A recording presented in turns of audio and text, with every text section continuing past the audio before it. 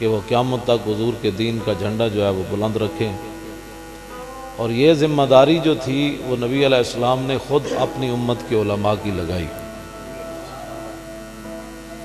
عبداللہ بن مسعود اس حدیث پاک کے راوی ہیں کہ نبی علیہ السلام نے فرمایا لما وقعت بنو اسرائیل، کہ جب بنی اسرائیل کے لوگ گناہوں میں مبتلا ہوئے، نہتہم علماءہم، ان کے علماء نے ان کو روکا کہ باز آ جاؤ، برے کام نہیں اچھے۔ میرے آقا و مولا نے فرمایا فلم ینتہو، قوم باز نہ آئی۔ چاہیے تو یہ تھا کہ علماء پھر قربانیاں دیتے، تو میرے آقا نے فرمایا علماء کے اعصاب جواب دے گئے۔ علماء ظلم و ستم کا سامنا نہ کر سکے، فجالسوہم فی مجالسہم واکلوہم وشاربوہم، حضور نے فرمایا پھر علماء اور عوام دونوں مل گئے آپس میں، بس صرف داڑھیوں اور پگڑیوں کے فرق رہ گئے۔ ضرب اللہ قلوب بعضہم ببعض، پھر اللہ نے علماء اور قوم کے دل آپس میں ملا دیے۔ مذہبی نام کے رہ گئے، جیسے عوام چل رہی تھی، حضور نے فرمایا بنی اسرائیل کے علماء بھی ایسے بن گئے۔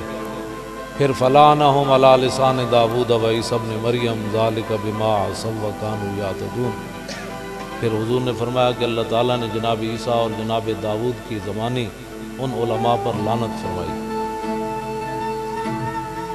یہاں تک تو حضور نے پہلی امتوں کے علماء کا تذکرہ فرمایا۔ عبداللہ بن مسعود کہتے ہیں فجلس رسول اللہ وکان متکئا، کہ حضور ٹیک لگا کے بیٹھے تھے، حضور اٹھ کر بیٹھ گئے، حضور اٹھ کر بیٹھ گئے، اور کیا فرمایا لا والذی نفسی بیدہ، فرمایا نہیں نہیں، میری امت کے علماء نے یہ کام نہیں کرنا،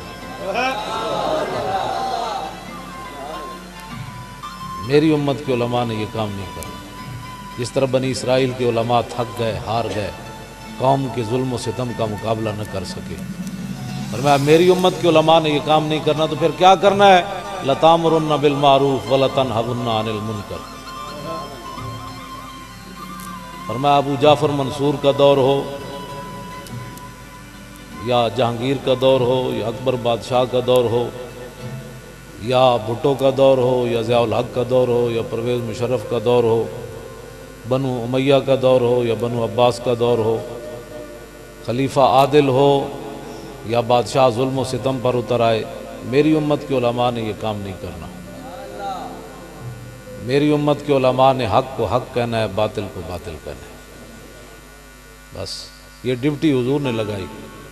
آج ہمارے، اور پھر اگلی بات جو حضور نے فرمائی وہ اس سے بھی بڑی جو ہے وہ سخت ہے۔ حضور نے فرمایا وَلَتَأْخُذُنَّ عَلَىٰ يَدِ الظَّالِمِ، فرمایا جب میری امت میں کوئی آدمی ظلم و ستم کی وجہ سے سر اٹھائے تو میری امت کے علماء نے یہ نہیں کہنا ہم کیا کر سکتے ہیں، فرمایا میری امت کے علماء کی ذمہ داری ہے وَلَتَأْخُذُنَّ عَلَىٰ يَدِ الظَّالِمِ، فرمایا تم نے ضرور بے ضرور ظالموں کے ہاتھوں کو پکڑنا ہے۔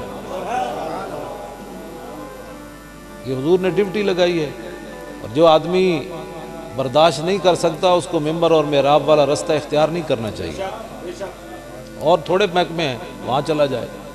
یہ شہادت گاہ الفت میں قدم رکھنا ہے، اور لوگ آسان سمجھتے ہیں علماء ہونا، یہ کوئی معمولی بات تھوڑی ہے کہ رسول اللہ کی مسند پر بیٹھنا ہے، حضور کے مصلی پر کھڑا ہونا ہے، تو پھر کوئی معمولی بات تو ہے نہیں۔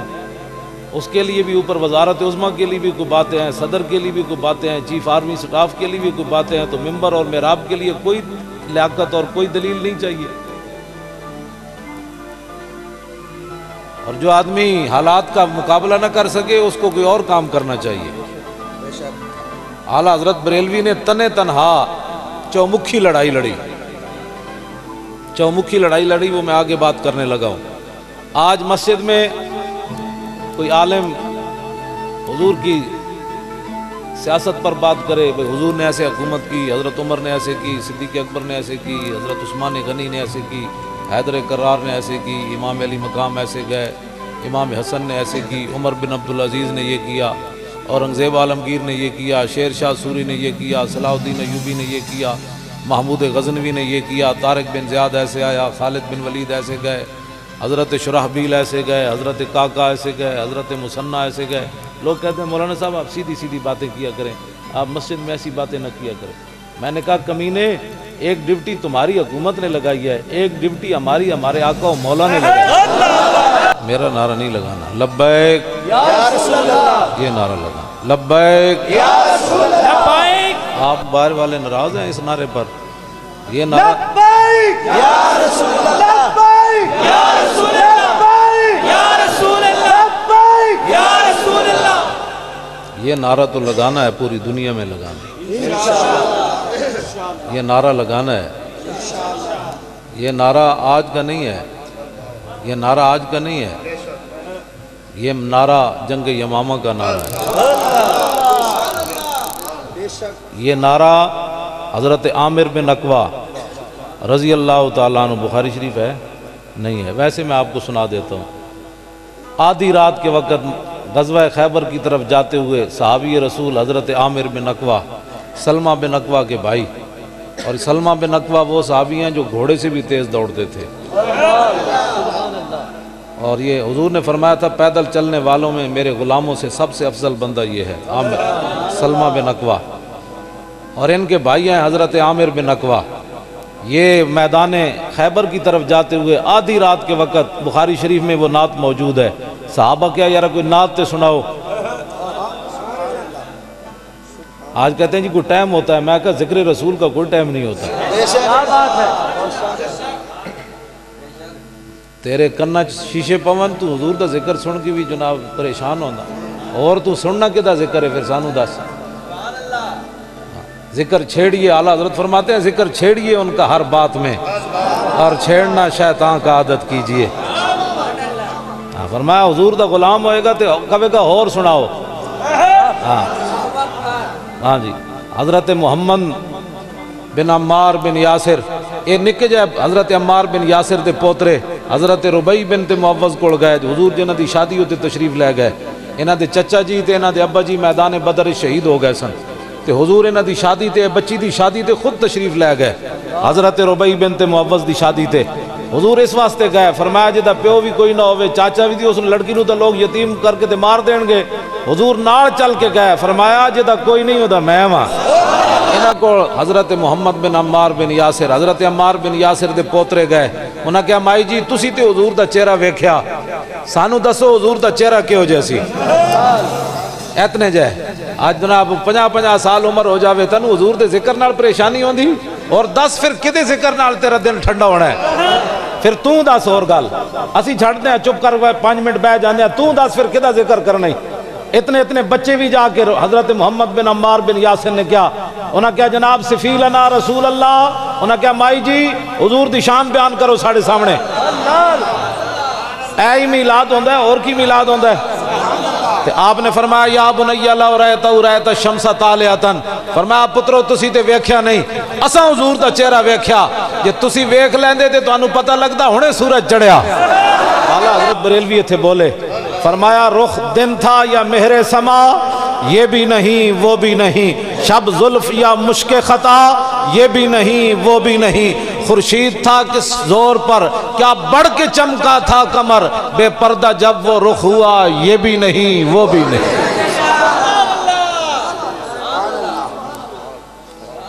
اس واسطے حضور کی شان بڑی دلیری سے بیان کرنی ہے، ڈر کے بیان نہیں کرنی۔ ہاں اعلیٰ حضرت فرمایا کل کے رضا ہے خنجر خون خار برق بار، آدھا سے کہہ دو خیر منائے نہ شر کرے۔ فرمایا احمد رضا کا قلم جو ہے وہ کل کے رضا ہے خنجر، فرمایا خنجر ہے تو خنجر کردہ کیے، فرمایا خون خار، باقی قلم سیائی پیندن، احمد رضا دا قلم جڑا خون پیندا ہے۔ کل کے رضا ہے خنجر خون خار برق بار، اور چلتا کیسے ہے؟ امریکہ سے ڈالر لے کر لکھتا ہے، حکومتوں کی جناب ٹیسیاں کرتا ہے کہ بھائی جناب فلاں کا قصیدہ لکھو تو پلاٹ مل جائے گا، فرمایا نہیں، یہ رسول اللہ کی ناموس کے لیے بجلی کی طرح چلتا ہے۔ کل کے رضا ہے خنجر خون خار برق بار، آدا سے کہہ دو خیر منائے نہ شر کرے۔ فرمایا بندے دے پتر بن جاؤ، حضور دے بارے کوئی گل نہیں کرنی، ورنہ احمد رضا دا قلم گردن کٹ کے رکھ دے گا۔ ایک گل جڑی اعلیٰ حضرت کی تھی نا اتنی بے باکی نال، یہی گل کلندر لاہوری اقبال کی تھی، یہی علامہ اقبال کی تھی، مصور پاکستان کی تھی۔ اقبال کہندا نہ ساکی ناز پیمانہ گفتم حدیث عشق بے باکانہ گفتم. اقبال کہندا میرے پورے کلام وچ نہ شراب دی گل ہونی، نہ شراب دے پیالیاں دی گل ہونی، نہ شراب پلان والے دی گل ہونی، نہ پیڑن والے دی گل ہونی. لیکن میں آکھا پھر کی ہونی؟ اقبال کہندا جدوں میں عشق رسول دی گل کرنا تے بڑی بے باک ہو کے کرنا. میں کیا اقبال تو یورپ جو پڑھ کے آیا تاں بے باک ہو گیا؟ ABC پڑھیا؟ کہنے لگا نہیں مولی خادم شنیدم آنچ از پاکان امت ترابا شوخی رندانہ گفتم. اقبال کہندا نہیں میں یورپ پڑھ کے بے باک نہیں ہویا. میں سیدنا صدیق اکبر تو لے کے غازی عبدالقیوم اور غازی علم الدین تک سارے کو ایک جہی گل سنی. میں تاں بے باکی نال گل کرنا. پوری پاکان امت نے جدو حضور دی گل ہوئی بڑی بے باکی نال کی تھی، باقی سر جھکا کے رہے. لیکن جدو رسول اللہ دی گل آئی پھر انہاں ایہو جی گل کی تھی کہ پھر ایہو جی گل کسے نہیں کی تھی. یہ کہتی ہے بلبل باغ جناں کہ رضا کی طرح کوئی سحر بیاں نہیں ہند میں واصف شاہ خدا مجھے شوخی طبع رضا کی قسم. انہیں جانا انہیں مانا نہ رکھا غیر سے کام للہ الحمد میں دنیا سے مسلمان گیا. یہی گل اقبال کر بیٹھا. کہنے لگا کل ایک شوریدہ خوابگاہ نبی پہ رو رو کے کہہ رہا تھا کہ مصر و ہند کے مسلم بنائے ملت مٹا رہے ہیں. اقبال کہندا خود گیا، ویسے نہیں گیا حج تے نہ عمرے تے گیا، تصوراتی دنیا در رسول تے جا کے رو پیا. عرض کی تھی حضور مصر دے مسلماناں نو ویکھو کی کر رہے ہیں، ہندوستان دے مسلماناں نو ویکھو یہ کی کر رہے ہیں. آخر تے جڑی اعلیٰ حضرت گل کی تھی نا انہیں جانا انہیں مانا، اقبال بھی وہی گل کر بیٹھا. کہنے لگا یہ زائران حریم مغرب ہزار بنے رہبر ہمارے، ہمیں بھلا ان سے واسطہ کیا ہے جو تجھ سے نہ آشنا رہے ہیں.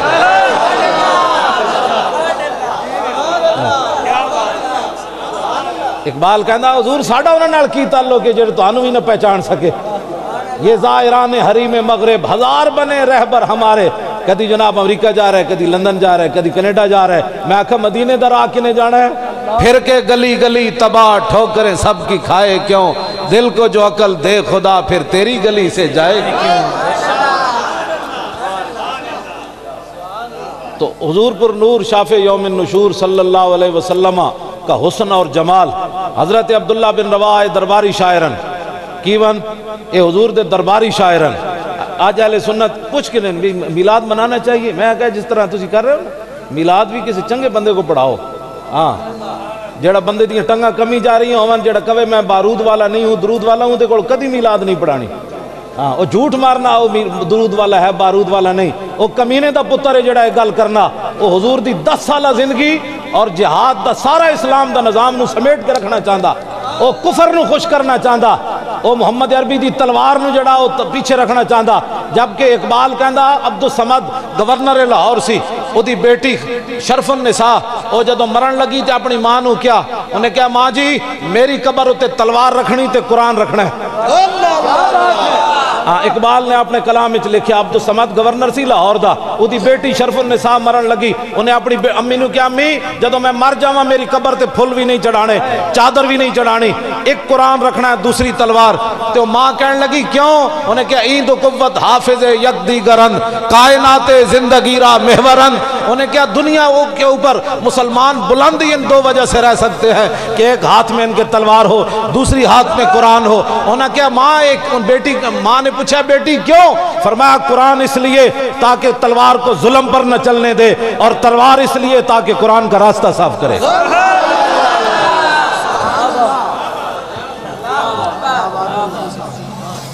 جیڑا بدر دی گل نہیں کر سکتا انہیں حضور دی سیرت کی بیان کی تھی. وہ جھوٹ مارنا بکواس کرنا.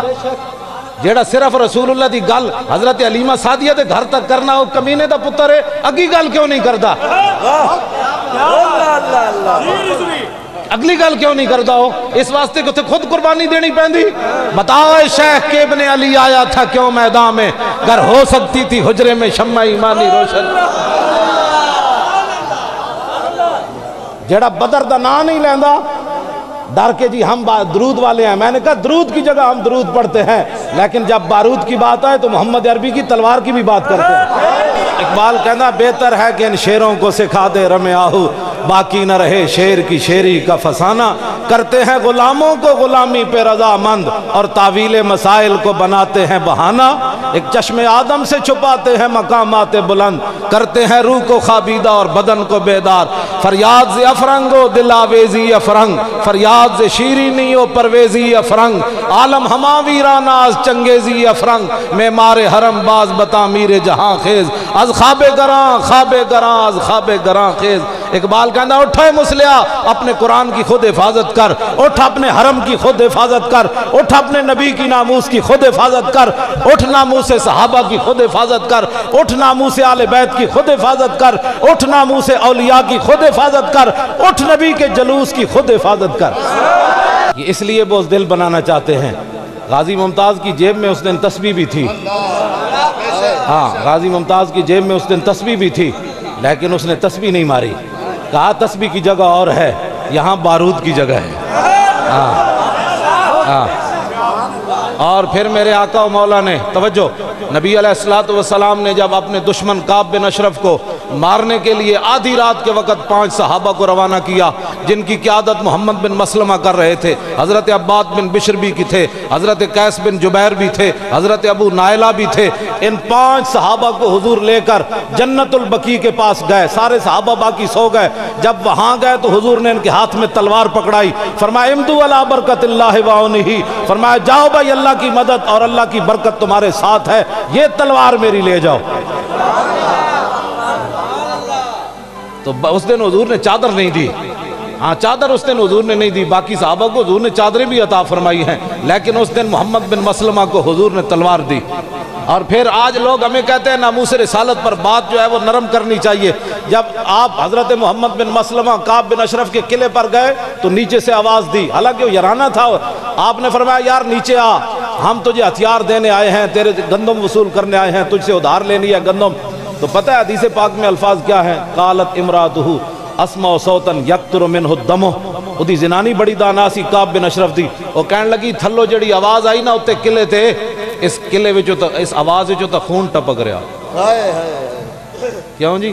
اجے تے صحابی نے یار بن کے آواز دیتی، جے ویسے بن کے آواز دیندے تو دا قلعہ بھی پھٹ جانا سی۔ فرمایا تو حضور دیاں گستاخیاں کرنا۔